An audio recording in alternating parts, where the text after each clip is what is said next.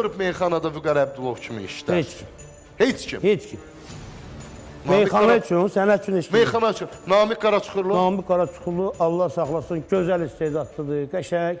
Amma meyxana barəsində bir dənə kaseti var onun. Vəssalam. Qalanları öz karyerasını eləyib. Oxuduqlarını, falanı, beşmanı, Namiq Məna? Namiq Məna da meyxana üçün heç nə eləmir. Heç nə eləmir. Yox. Baxmayaraq bu dəqiqə yazıçılar ittifaqının sədri. Ona rəqslər yazıb, nə alətlər yazıb, nə Azərbaycan diyarı yazıb, nə probka yazıb, nə o bilsin yazıb. Mənim 20 dənə meyxanam var ki, ona bayaq dedi, nə özü hədiyyə. Bəli. Mən onu öz rast kodumdan eləmişəm ki, qardaş, bunu eləmək lazımdır, bu sənət üçün ki, qalsın. Bəli.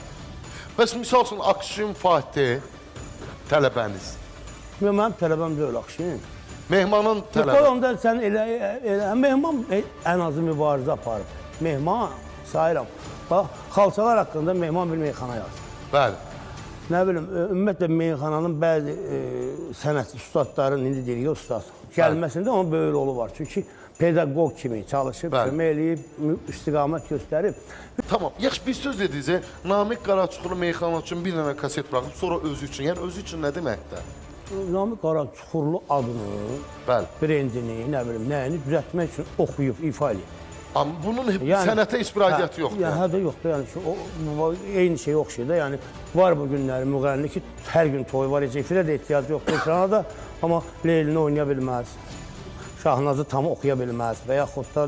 Yəni, Namiq Qaraçuxurlu, Vüqar Əbdülovun gördüyü işləri görə bilməzmi? Niyə görə bilmiş? Görə bilər. Məndən də yaxşı görür. Yaxşı, niyə görmür? Hə, onu nə bilim. Nə bilim. Ya ehtiyac görməyib, ya...